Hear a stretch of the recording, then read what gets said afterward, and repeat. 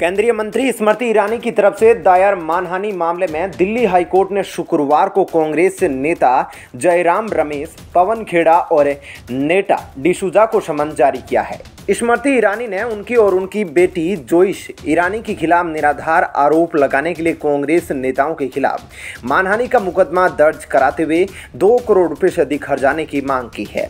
Justice mini पुष्करण ने कांग्रेस के 3 नेताओं को ईरानी और उनकी बेटी के खिलाफ लगे आरोपों के संबंध में सोशल मीडिया पर किए गए ट्वीट, रीट्वीट, पोस्ट, वीडियो और फोटो हटाने का निर्देश दिया। अदालत ने कहा कि अगर ये नेता 24 घंटे के भीतर उसके निर्देश का पालन करने में विफल रहते हैं तो social media platform Twitter, Facebook और यूट्यूब को सामग्री को हटाना होगा। समन जारी होने के बाद जयराम रमेश ने ट्वीट किया, दिल्ली उच्च न्यायालय ने हमें स्मृति ईरानी द्वारा दायर मामले का औपचारिक जवाब देने के लिए नोटिस जारी किया है। हम अदालत के सामने तथ्यों को पेश करने के लिए उत्सुक हैं। हम ईरानी द्वारा दी जा रही स्पिन को चुनौती देंगे और खारिज करेंगे। बता दें कि इससे पहले केंद्रीय मंत्री स्मृति ईरानी ने कांग्रेस नेताओं जयराम रमेश, पवन खेड़ा और नेटा डिसूजा को कानूनी नोटिस भेजकर उनकी बेटी पर लगाए आरोपों के लिए माफी मांगने के लिए कहा था।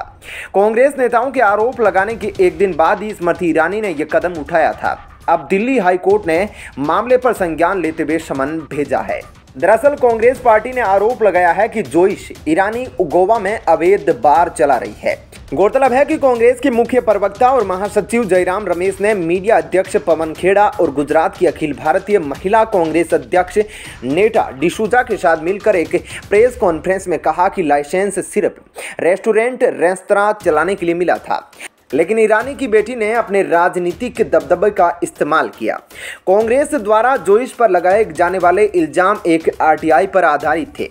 यह आरटीआई गोवा के आयरस रोड्रिग्स नाम के कार्यकर्ता ने डाली थी। रोड्रिग्स वही है जिन पर 2017 में एक महिला ने यौन शोषण तक के आरोप लगाए थे। आयरस ने अपनी ही आरटीआई के नाम पर गोवा के सिली सोल्स कैफे एंड बार पर झूठ फैलाना शुरू किया। उसने दावा किया कि रेस्टोरेंट को फर्जी ढंग से लाइसेंस मिला, जो कि ईरानी परिवार द्वारा किए गए भ्रष्टाचार का सबूत है।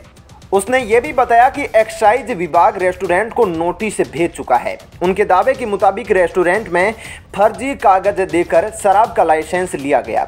24 जुलाई को लिखे नोट में उसने दावा किया कि रेस्टोरेंट को शराब का लाइसेंस ऐसे व्यक्ति के नाम पर मिला जो अब इस दुनिया में नहीं है। इसके बाद उसने कहा कि गोवा में स्मृति ईरानी और अन्य केंद्र के नेताओं द्वारा खरीदी गई बेनामी संपत्ति की जांच होनी चाहिए ताकि सच सामने आए। वहीं स्मृति ईरानी ने यह कहते हुए इन आरोपों का खंडन किया कि कांग्रेस ने उनकी बेटी के चरित्र पर आक्षेप लगाया और इसे धूमिल किया है। इसके साथ ही उन्होंने कांग्रेस नेताओं को इस आरोप का सबूत देने की चुनौती दी। भाजपा नेता ने यह भी कहा कि वह अदालत में इसका जवाब मांगेगी। स्मृति की बेटी जोइश ने भी कांग्रेस के आरोपों का खंडन किया और कहा कि वह न तो मालकिन थी न ही रेस्टोरेंट चला रही थी।